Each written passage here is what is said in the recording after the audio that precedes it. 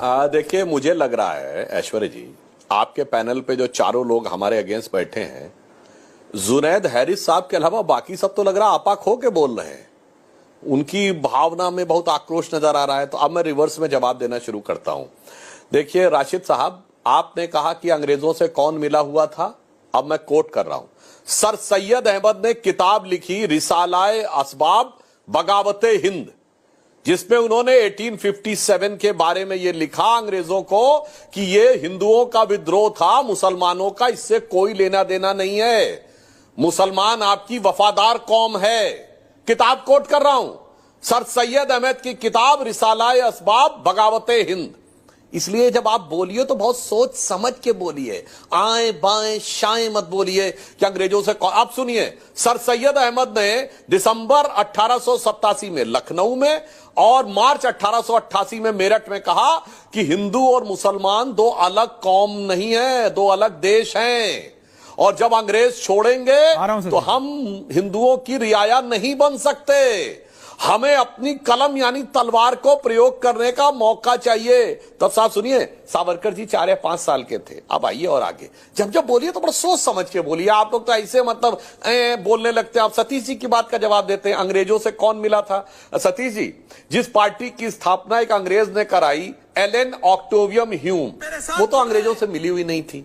जिसके पहले 25 साल में दर्जनों अध्यक्ष, कांग्रेस पार्टी के अध्यक्ष अंग्रेज सेक्रेटरी रहे।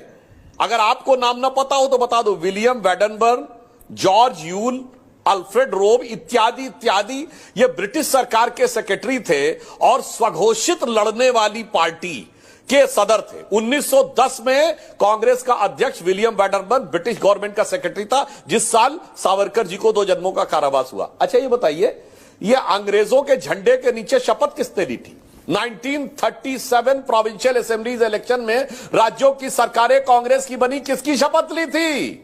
क्वीन के निष्ठा की शपथ यूनियन जैक के नीचे ली थी कि नहीं। 42 की कॉन्स्टिट्यूंट प्रोविंशियल असेंबली में शपथ ली थी कि नहीं। और 2 सितंबर 46 को नेहरू प्रधानमंत्री बने, अंतरिम सरकार में वेवल ने शपथ दिलाई, क्वीन के निष्ठा के नाम की शपथ ली, यूनियन जैक झंडे के नीचे।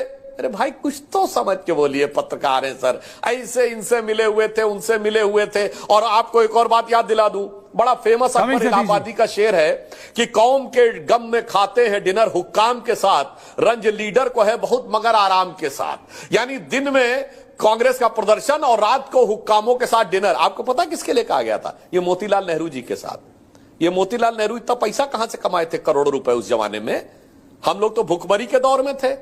प्रिवी काउंसिल में किसके केस लड़ते थे जाके? अंग्रेजों के तो केस लड़ते थे जाके ना लंदन में। अरे लाखों दर्शक देख रहे होंगे, कोई बता दे कौन हिंदुस्तान का आम आदमी था जो लंदन की प्रिवी काउंसिल तक जाके लड़ता था और हजारों रुपए की उस जमाने में वो देता था। जिन्ना भी उन्हीं के वकील लड़ते थे जाके, मोतीलाल नेहरू उन्हीं के लड़ते थे जाके। मेरे भाई अब ये बताइए, ये जब काकोरी का प्रकरण हुआ तो चंद्रशेखर आजाद जी जिसमें शहीद हो गए और राम प्रसाद बिस्मिल और अशफाक उल्लाह खां को फांसी हुई, ब्रिटिश सरकार का वकील कौन था?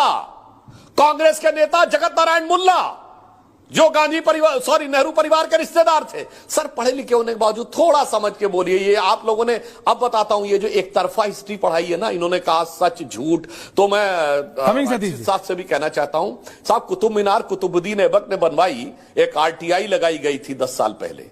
NCERT से पूछा गया आपने किस आधार पे बताया, हम सब ने किताब में पढ़ा है। NCERT ने लिख के दिया हमारे पास कोई डॉक्यूमेंट्री एविडेंस नहीं है कि कुतुब मीनार कुतुबुद्दीन ऐबक ने बनवाई।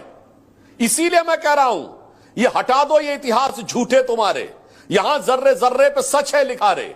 जो कोई किताबें ना बानी कहेगी तो माटी सभी की कहानी कहेगी। और इसीलिए मैंने बताया, सिर्फ वहीं पर खत्म होता है मामला जहां एब्सोल्यूट इस्लामिक हुकूमत आ जाती है।